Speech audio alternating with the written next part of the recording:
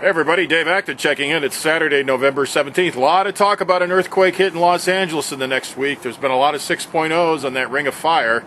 It's coming around to Los Angeles. I don't want to create panic. I just want to give you some tips, especially if you're parents, especially if you live around Long Beach on that Inglewood fault. Killed 120 people in 1933, so there is an active fault down there. If you have kids in junior high and below, do you have a plan for reunification if there's an earthquake? Because, God forbid, at 2 o'clock in the afternoon, quake hits, structural collapse, 200 kids are trapped, you work 15 miles away, you're not even going to be able to get to the school for 7 or 8 hours. Where are those kids going to be at 8 o'clock or 9 o'clock at night? They're not going to be at the school. They're going to be turned over to, like, Child Protective Services. What is your reunification plan? What is your communication plan? Because their text and their cell phone's not going to work. Have you talked about that with your school system? If you have kids in government schools, do you have a plan on how you're going to get reunified? Because the plan is right now that teachers go home after a while. They're not going to stay there and babysit your kids. It's not their responsibility. They're going to be making phone calls to turn those kids over to somebody. And what about the roads? What happens if you can't even get to the school because the roads are blocked? And if your kids are bused on school buses, those school buses are all going to be commandeered for moving medical patients around. Oh, by the way, the hospital, the eastern wing of the hospital collapsed, so they just evacuated 300 patients. So there's not going to be any more x-rays, there's not going to be any more ER services. So what patients are hurt, they're going to put on school buses and take them to another hospital somewhere else.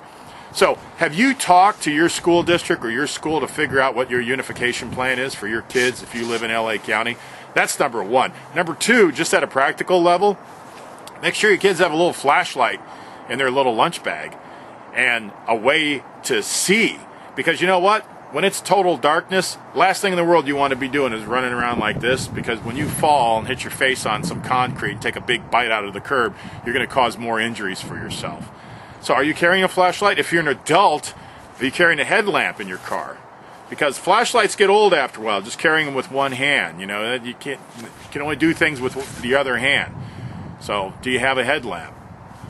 I don't know. I could go on forever about these things. Do you know where your local park is for a water source?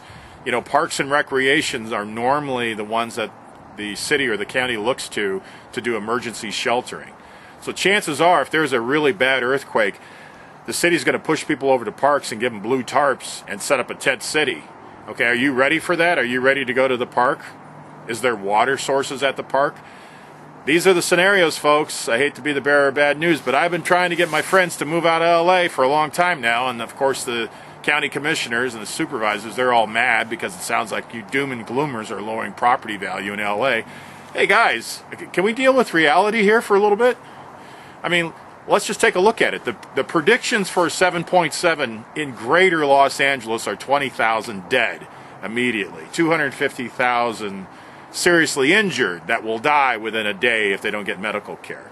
So that's roughly 250,000 bodies. Who's going to take care of those bodies? Under city, county, state law, it's supposed to be the sheriff's department. They're not going to have deputies to go around to care for these bodies. What's the plan? It's going to be a lot of problems going on. I think we should start talking about it if you guys want to live down there. It's nice to go out to those fancy restaurants, but you're living in a death trap.